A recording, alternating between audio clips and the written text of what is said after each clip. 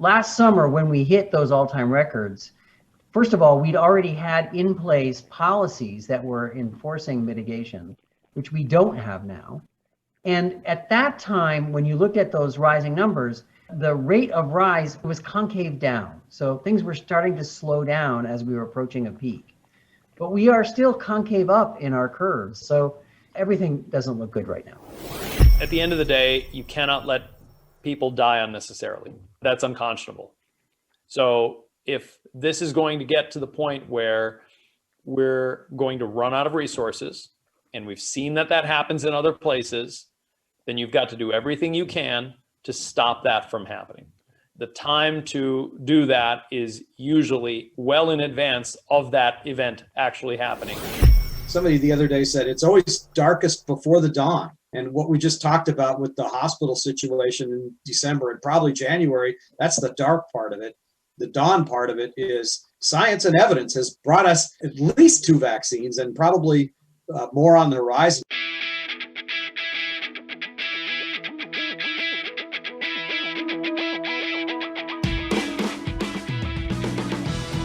Hey everybody, welcome back to the Vitalist Spark podcast. I'm your host, John Ford, and today's COVID-19 Roundtable is a little schizophrenic.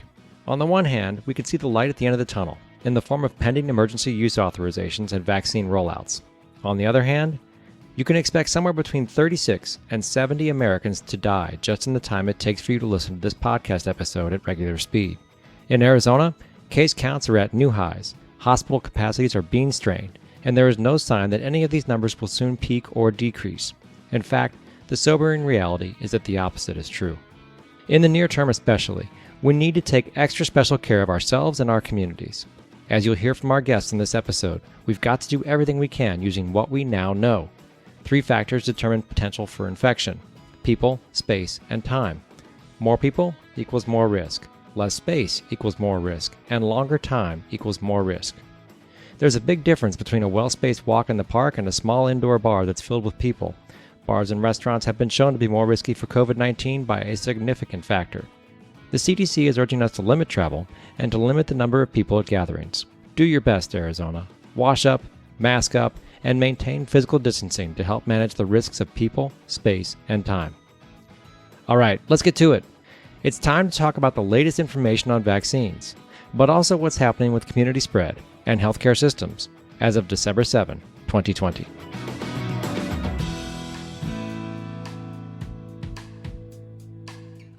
It is early December, a very challenging and tumultuous time for COVID-19. Luckily for us, our roundtable is here to discuss everything that's going on. Welcome back first to Mr. Will Humble. Will, how are you? I'm okay. Glad to have you here. Dr. Joshua LeBaire from ASU, how are you, sir? I am doing all right. Glad to have you. And Dr. Amish Shah, how are you, sir? Doing really well. Thank you. Thanks for having me. Thanks all 3 of you for being here. Let's get started. Josh, the numbers are crazy. Yeah, we're setting all-time records in the state of Arizona for new cases per day. That's not the kind of record we want to be setting, so that's disappointing. And then, of course, all the appropriate other statistics are following along as you would predict. So hospital beds are increasing, ED beds are rocketing, ICU beds are rocketing. None of these things do we want to see. And we're close to or at the same numbers we were at last summer, even with our better management of cases and on more outpatient management. So not good. Well, the difference between now and the summer is we probably have less mitigation efforts in place officially. That's another huge issue. One of the things that worries me the most is that last summer when we hit those all-time records, first of all, we'd already had in place policies that were enforcing mitigation, which we don't have now. And at that time, when you looked at those rising numbers, the rate of rise was concave down. So things were starting to slow down as we were approaching a peak. But we are still concave up in our curves, if you look at the modeling curves, and we have no mitigation factors in place.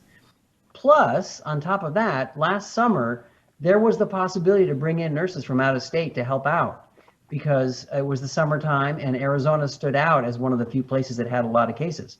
Now, Arizona is one of many places that have a lot of cases, and we can't get nurses in from out of state. Adding a bed is not as easy as just having a bed. You have to have a nurse to man that bed, and we can't do that now. Plus, we're headed into the winter months, which is when we typically have our highest concentration of patients in the hospitals. And the summertime is when we have our lowest census in the hospitals. So everything doesn't look good right now. Josh just hit the nail on the head, all those things right there. A really good summary of what's going on. So, Will, just after we met last time, we had Governor Ducey come to the podium and say he was going to bring in 500 nurses. He was going to make funding available for that, and we're going to be okay. Your thoughts? Well, the one thing at the press conference last week that was useful is the additional $60 million that are going out to hospitals to help them outcompete the other states that are trying to get ICU trained nurses and others, respiratory therapists and folks like that to help treat the coming deluge of patients. So that was the one thing I think that was useful, is that additional 60 million. And maybe that will help some of our hospitals to be in a better position to outcompete other states dollars per hour wise for some of that critical staff. But other than that, there was nothing in that press conference that's going to make a iota bit of difference either now or into January. And so we don't have any mitigation measures in place. Yes, when the bars were allowed to open back towards the late part of the summer, they had to sign attestations agreeing that they would follow mitigation measures. But when you look at what actually happened, you see that the state has only issued 11 enforcement actions on those tens of thousands of businesses in the last 3 months. That's not robust enforcement of those mitigation measures that those businesses agreed to when they signed attestations that they would follow them. To me, that's one of the root causes of how we ended up where we are. We'd still maybe be in a hospital crisis even with better enforcement, but at least we would have been doing everything we could. Also, if we had had a statewide face covering mandate that focused on businesses, going back to where the evidence pointed that that was a useful intervention, we could have at least benefited from that. And we still might have had a hospital crisis in December, but not the likes of which we're about to experience. Because we missed all those weeks and months of opportunities to have better enforcement, now we're in a position where we're in exponential growth, as Josh just talked about with all the models. To be honest, there's nothing that the governor could have done about what's going to happen in December. But if he had recognized where we really are, based on Josh, your team's models and the folks at U of A, what he could have done is say, we're going to do another pause with the bars, have the restaurants go to takeout, and that would help us emerge from what's coming earlier in January. But it's not going to help in December. If he were to do it now, it might have some benefit later on in January. And so that's the thing, is when you miss opportunities and can't benefit from time for these interventions to work, then you put yourself in a box and paint yourself in a corner, and that's what's happened. Dr. Shah, I'm kind of curious what you've seen at work, and I'm guessing it's not pretty. And I suppose the hospital ethics teams are getting ready to make those crisis standards of care decisions. Is that right? So in the emergency department, we've certainly seen an uptick. Myself personally, in terms of the number of people that are coming in that are testing positive, that are talking about their family members and testing positive, and so therefore wanting tests. Again, as the numbers rise, then the number of critical people, that's a lot less compared to the overall number, but the number of critical people that show up to the ER is also rises. As far as how these folks are talking about mitigation measures, my understanding, if we've looked at the mitigation measures are going into place, that's what I just keep being told. If you look at the AZDHS curve of the ICU beds that are in use right now, COVID beds, non-COVID beds, you can see that the COVID beds are steadily eating up more and more of the capacity, but we are still reducing the number of non-COVID beds. My understanding is that we're not expanding the universe of the ICU beds. We did do this in the summer when we had a peak, and the goal was never to hit crisis standards of care. And we didn't do that over the summer. Like you guys talked about, I am worried that could now happen. It seemed that we had passed through this first wave, and now it seems that on the second wave, again, we're possibly getting to that point. And as Josh mentioned, usually during the winter is when we have a greater demand for beds overall without COVID. These are all worrisome things. Dr. Shah, you're a unique individual who has feet in both worlds. You are both a legislator and an emergency room physician. From both of those sides, from your perspective, how would you look at a plan for moving forward if you were the guy who could make the call? It's a horrible question, I know. It is a really, really tough question. At the end of the day, you cannot let people die unnecessarily. That's unconscionable. So if this is going to get to the point where we're going to run out of resources, and we've seen that that happens in other places, then you've got to do everything you can to stop that from happening.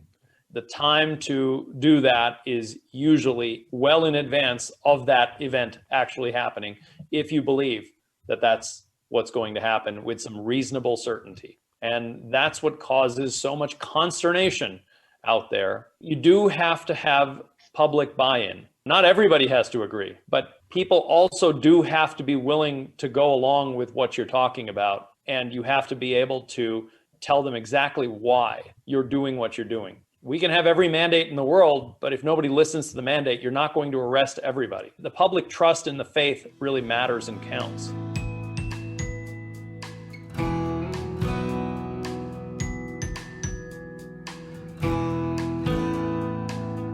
Dr. Deborah Birx this Sunday talked about the fact that there was a great deal of confusion due to the various different perspectives being messaged by people who have authority. We're looking at close to crisis standards of care and a whole lot of confusion out there. Is there a way out of this box? There's been something that's been really bugging me for a long time. I read about in an interview that The Atlantic did with Barack Obama. He talked about the idea of an epistemological crisis. In the medical profession, at least, we pride ourselves in learning and then teaching our residents and teaching others how to understand the nature of evidence. What is evidence? Evidence is the reason any of us know anything at all. What is knowledge? Why do you have anything such as knowledge? Because you have evidence for it.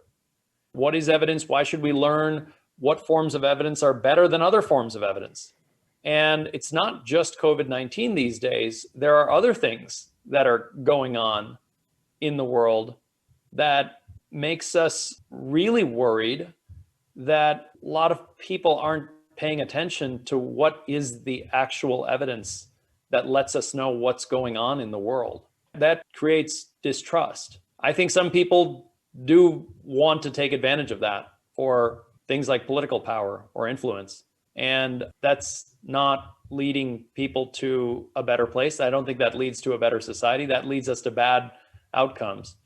And that's something that we've got to try harder to get ourselves like squarely focused on. It's kind of one of the underpinnings of making all of this happen in the right way.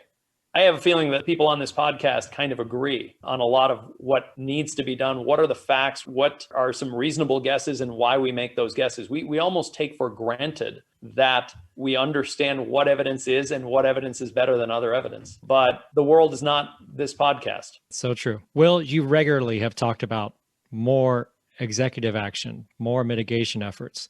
To Dr. Shaw's point about where the public will is, if you were the guy making those decisions, how would you balance public sentiment with the need to act?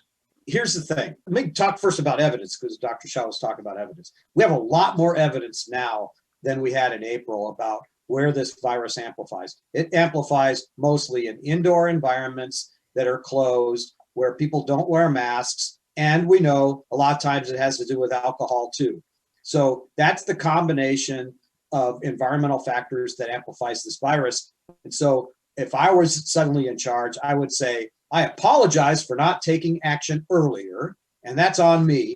And I have to tell you, it's unacceptable that we're going to just allow people to die under the crisis standards of care.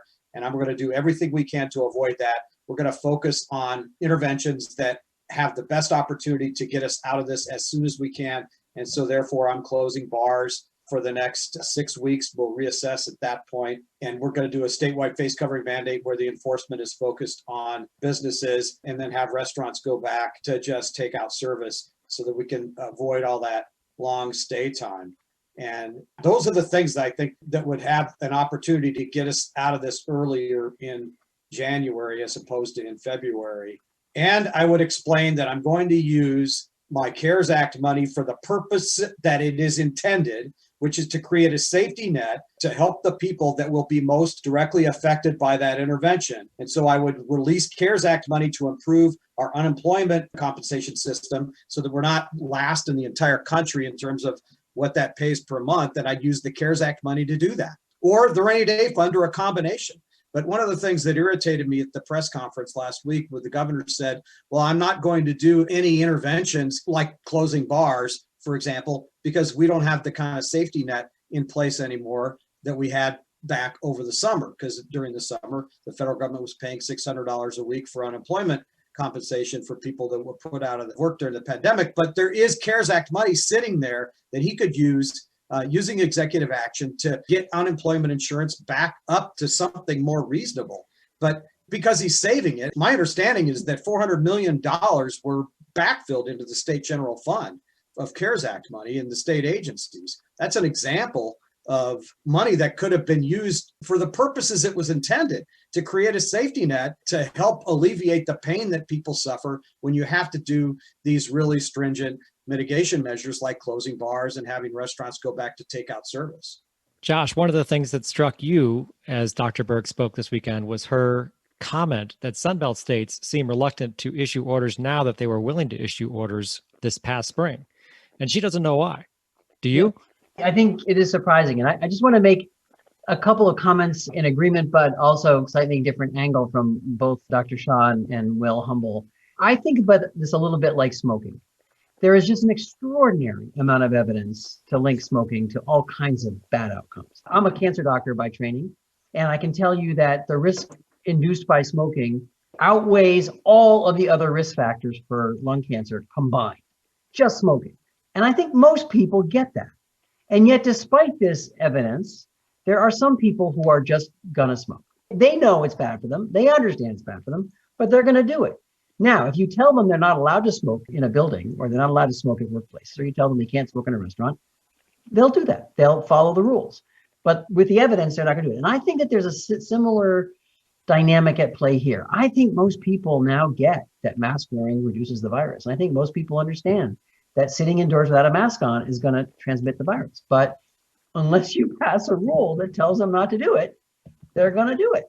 And they walk around, they see other people doing it, and they think, well, if they can do it, why can't I do it? So we may be at a point now where we've convinced those fraction of people that need to follow the mitigation factors on their own. Those people are doing it.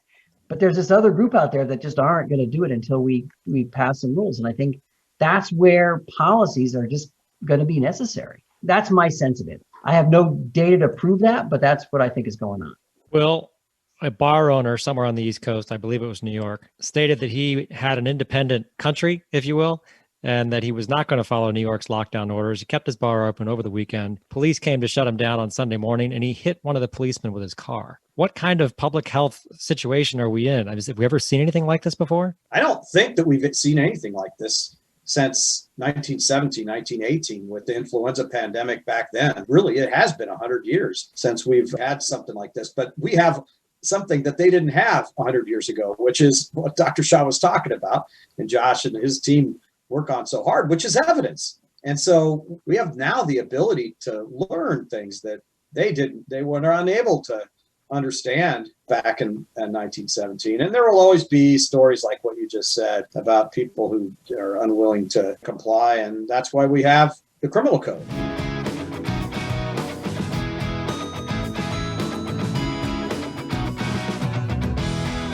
All right, let's switch. Let's talk vaccines. I'm just watching my news feed right now, waiting for an EUA to come through on these two vaccines. What are you excited about? What do you anticipate going forward with vaccines? Will? I'm super excited about it. I think Thursday, the 10th, is when the FDA's advisory committee is meeting on the Pfizer vaccine. On the 17th, that's the next Thursday after that, they're meeting on the Moderna vaccine.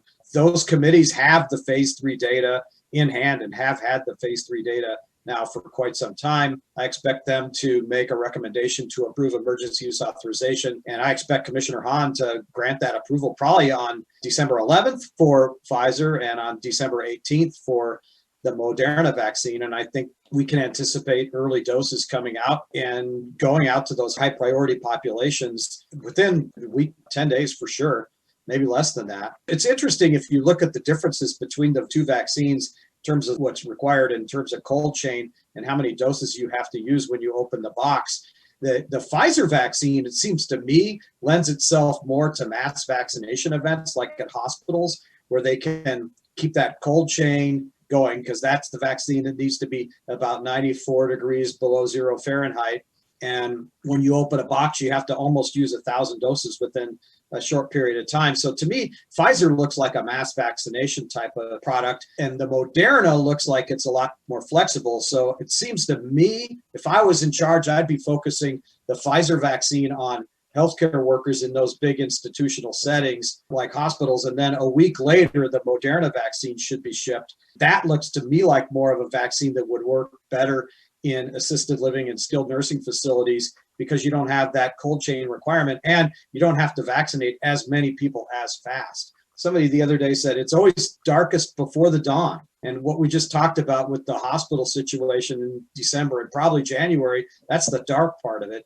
The dawn part of it is science and evidence has brought us at least 2 vaccines, and probably more on the horizon with AstraZeneca. And I think we talked about last week how the Pfizer and Moderna vaccines are this brand new messenger RNA technology, which is just phenomenal. The speed at which the researchers across the world came out with these vaccines, enrolled people in the trials. Fortunately, we had people like Dr. Shah who volunteered for trials. I'm super optimistic of the vaccines. I think the UK, right, Josh? Didn't the UK, they're running through the National Health Service right now. They're vaccinating people with the Pfizer vaccine. Josh, your friend and colleague, Dr. Fauci, very rarely has to walk something back. But last week he said he thought the UK rushed the process. We've talked on this program before, and the one caveat that we always have to say here is that we have one shot to get it right. My worry is not only do we have to provide the vaccine and does it have to get approved, but people have to be willing to take it. And if anyone along the way perceives that there's a problem, if there are side effects, if there are complications or anything like that were to happen, then we could undo a lot of good, because it would make people very nervous. I mean, there are people who are still nervous about whether or not they're going to take the vaccine. And we want to make sure when we get it out, we do it right. I mean, it's important to remember that in this first round of vaccines, we are not going to budge the overall population numbers of people infected with COVID. We're going to be immunizing an important cohort, the medical personnel cohort, so that they don't transmit the virus, and they're critical workers, so we need to take care of them. Also vaccinating some of the most at-risk individuals. And so that's great, because we hope, limit the number of people that need to use ICUs and get in the hospital and all that stuff. But the overall population numbers of infected people is not going to budge. It's going to take another half a year before that happens. So people need to remember that for the time being, we still have to wear masks. We still have to follow mitigation factors. We still have to avoid all this interpersonal contact until we really do get it out in the bulk. Without a doubt, it will be a game changer if it can limit the number of people in the hospitals. Dr. Shah, we've talked on this podcast about the availability of the vaccine will probably match up with people's desire to take it.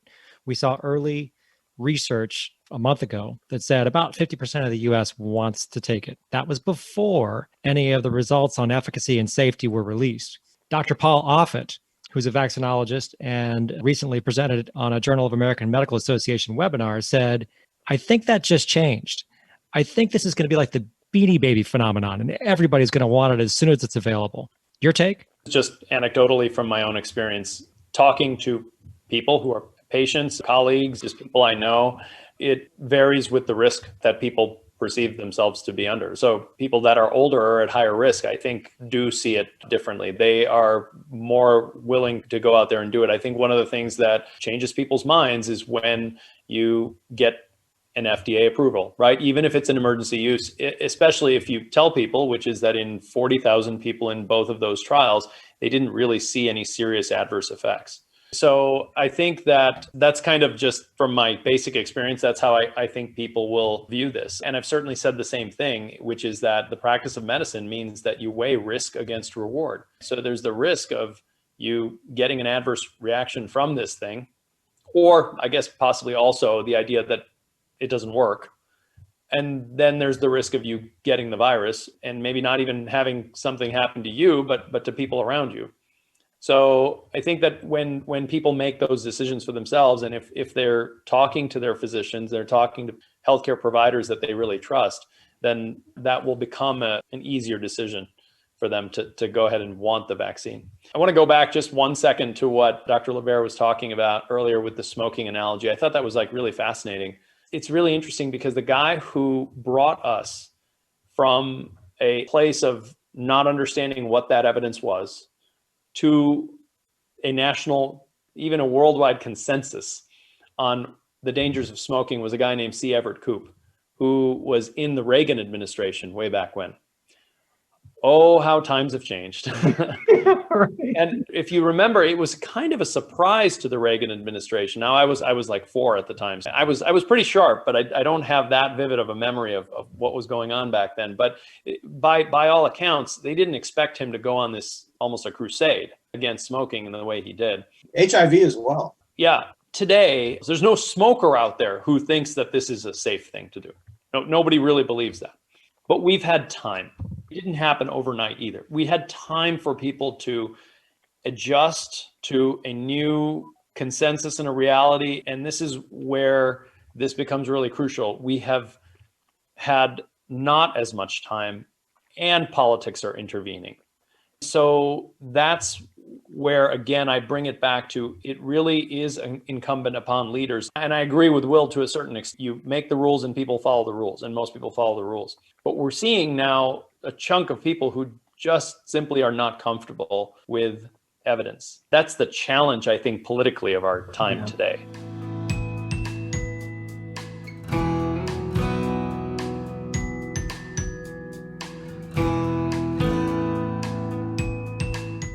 Well, no less than Dr. Arthur Kaplan, famed bioethicist, says that he thinks the same is true in terms of the efficacy of the vaccines. He thinks it's going to flip the trust issue completely and that people are going to clamor for this vaccine. If that were the case, do you think we could meet that demand?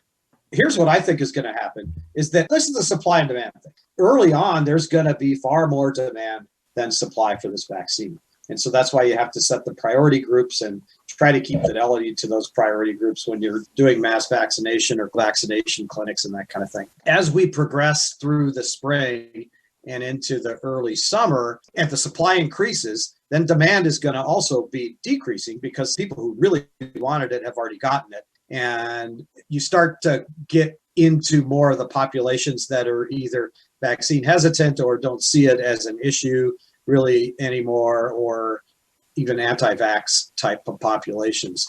And so demand is going to outstrip supply until at least April. And then after that, May, June, July, it'll flip, I think, and you'll have a greater supply than you have people standing in line anymore. And by then, because we will have vaccinated some of these very high-risk people, you'll start to see pressures decrease in the hospital system. The news cycle will start changing to other kinds of things. And then it'll be more and more challenging to get the last folks that you need to get up to herd immunity. So I think basically, this is the back of the envelope calculation, but we need about 5 million of us, 7.2 million Arizonans to get vaccinated. If you add in the people that get sick and recovered, that's enough to get you to herd immunity. So I think the first 3.5 million people will be easy, and then it starts to get harder from there. But there's a lot of things you can do besides just convincing people. The easiest stuff to do is make it cheap, make it easy, make it convenient, make it so that young people will not have to pay money for it. So there's things we could do to facilitate people getting vaccinated, and that's the logistics and the policy decisions about how you roll it out and where the access points are. The other thing is, we haven't talked about this yet, but the AstraZeneca vaccine, that's the vaccine that we'll probably be seeing in the spring. And that one doesn't have the cold chain requirements and all. It's a simple vaccine. It's an adenovirus vaccine, not mRNA.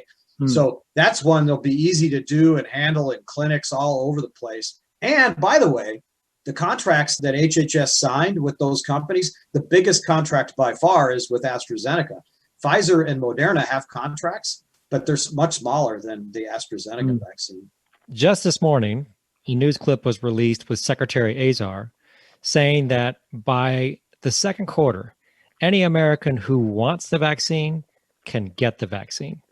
And then you have a competing headline that says, of the vaccines that the United States pre-bought, if you will, only about 10% of that inventory is available at this time. Are we in a position to vaccinate lots of people quickly, or are we on a long ramp up? All I know is that Kara said, the director of the health department, she said last week, she's heard from HHS that they expect to get 380,000 doses of vaccine in Arizona by December 31st. That's pretty good. It's not enough to cover all the tier A1 groups that they identified last week, but it's a good start. Now, let's talk about the rest of phase 3. You brought up AstraZeneca. That's going to be hopefully the third approved vaccine. What else do you see in the pipeline that you are optimistic about? There's 11 vaccines in clinical trials right now. 11 in the US. So vaccines are the way out of this. And there's a lot of logistics that have to happen. These vaccines require a booster. That means you got to find people and bring them back in and get them that booster shot. And it has to be the same brand. So there's a lot of nuts and bolts that have to happen, from the reporting system, the billing, the cold chain, the this and the that. You know, this is not an easy thing. It makes it sound easy sitting here talking on a podcast, but there's a lot of details involved in a mass vaccination campaign. Dr. Shaw, what about you? When I hear 380,000 for the state of Arizona, that makes me kind of hopeful. Seems pretty good. I mean, if you consider what the total number of positive cases have been in this state, what that would mean, healthcare workers specifically being at the very top, and first responders, so it's kind of stopping people from getting nosocomial infections and et cetera. So I honestly think it's difficult to predict, and I'm not going to make a prediction on it.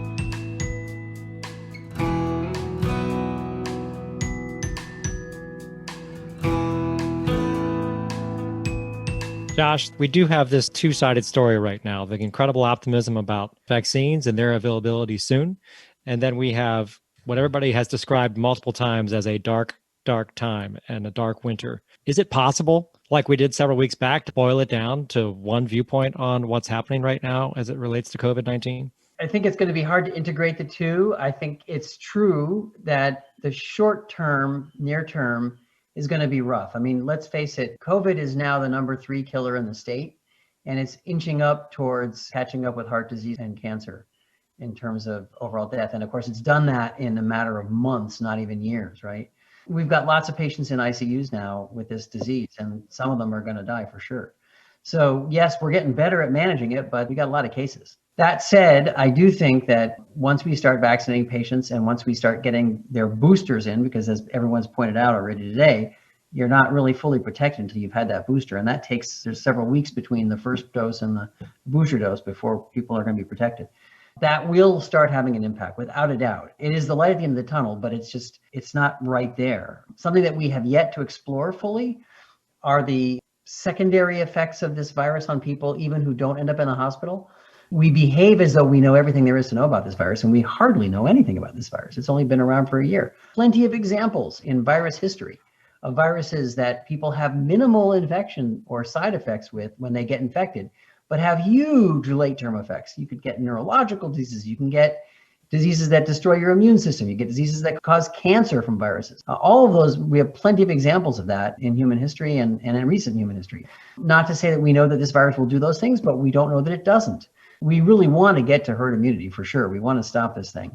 Sooner the better. So let's just hope that this deployment of vaccine works and that we can convince everyone to be willing to take it. I was thinking about it, and 380,000 is roughly going to be about 5% of the state. We have about 7-something million people in the state of Arizona. Think about all the people who've already had COVID-19. And so you add 5% onto that. Maybe I have more of a question for Will and Dr. LeBaire. And that is that if we're talking about giving that vaccine to certain groups of people, say healthcare workers who generally might be more familiar even with infection control protocols and keeping themselves a little safer. And then we also give it to some individuals that might be at high risk. For example, residents of nursing homes, people who are seniors. But yet our cases, the demographics with regard to who's actually getting infected these days still tends to be the younger cohort. So we may not necessarily see a decrease in cases even with the vaccinations. That's right. That's exactly right. We're not giving it to the people who are going to decrease the caseload. We're giving it to the people who are at higher risk of death. But those people are, we think we're doing things to try to mitigate them specifically from getting the virus. So I think that if I had one prediction, that would be it. That what we're going to see is that these initial doses may not do much for the caseload, but perhaps we're doing a lot of good anyway. It's not for the caseload. It's to try to give some relief in the hospital so that the people that Exactly. do get sick with it and that do need hospital care, whether that's a ICU type of care or regular ward bed, they can get treated with the normal standard of care with the right kind of ratios, have a respiratory therapist when they need that kind of care. So it's all about, I think, giving people an opportunity to have an optimal level of care. But we're still see that it's not going to make a demonstrable impact on the number of cases. It's going to be those non-pharmaceutical interventions that do that, if anything does. It takes some pressure off of the necessity for some of those interventions that cause that kind of economic disruption too. The other thing, just really quick back of the envelope, is the idea of segmenting the population. What percentage of people in Arizona are above 65 years of age? The answer to that, I looked up 18%, something like that. Just round it and make it like an even 20. So at 7 million people, now you're talking about 1.4 million people.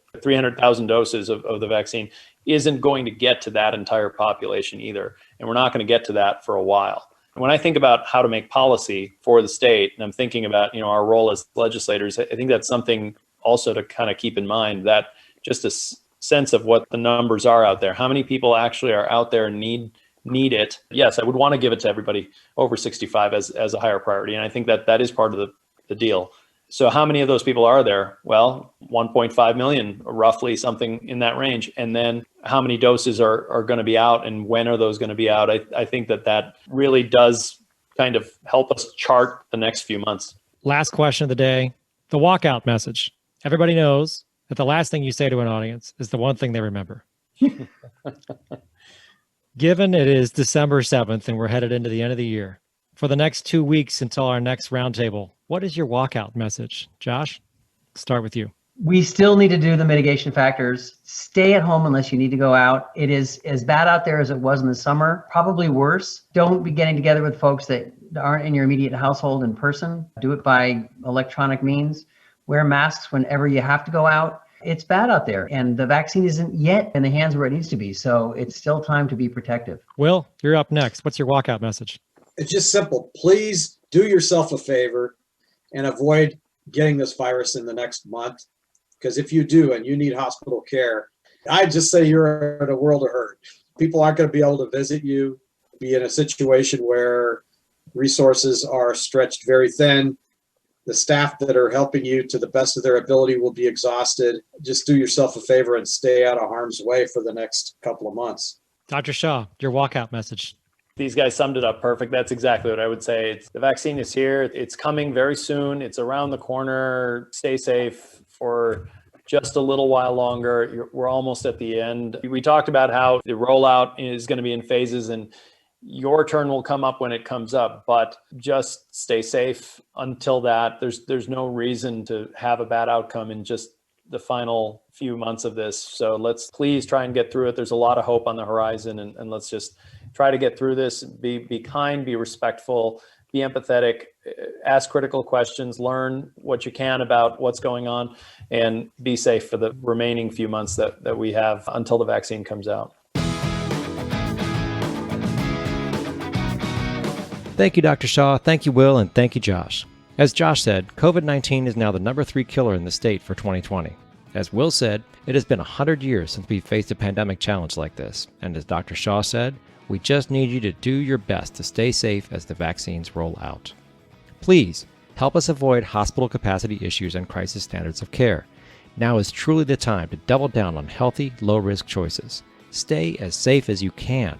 Remember that the CDC is urging us to limit travel and to limit the number of people at family gatherings. Do your best, Arizona. Wash up, mask up, and maintain physical distancing to help manage the risks. If you haven't already, get your flu shot. And remember that masking up earns you double health benefits, limiting transmission of COVID-19 and the flu. Let's be in this together in order to get out of this together. Our roundtable returns in 2 weeks. In the meantime, our back catalog of episodes awaits your ears, especially episode 52 on all the options for health coverage, including Obamacare open enrollment that is only available through December 15th, or episode 50, which introduced you to Vitalist Health Data Dashboard. There is a lot to listen to, including guests from across the state and national experts too. Visit us on the web at vitalisthealth.org/podcast. Check out all of our current and past episodes on Spotify, or simply reach into that podcast app you're using right now and select another show to find out what's going on related to health and well-being in Arizona. That's it for this episode. The takeaways from this dialogue belong at the family dinner table as much as they do in your place of business, in city and town halls, and in the domains of healthcare and public health. So please, share this independent episode far and wide. Subscribe to the Vitalist Spark podcast to get notified as soon as new episodes are released, or listen to the Vitalist Spark just like you listen to your favorite music on Spotify. Give us your feedback wherever you get your podcasts, or you can also give us your input the old-fashioned way. Your corrections, complaints, and compliments, they're all welcomed by emailing us at feedback@vitalisthealth.org. Finally, remember this. With great responsibility comes great power. We'll see you back on the road to well-being soon.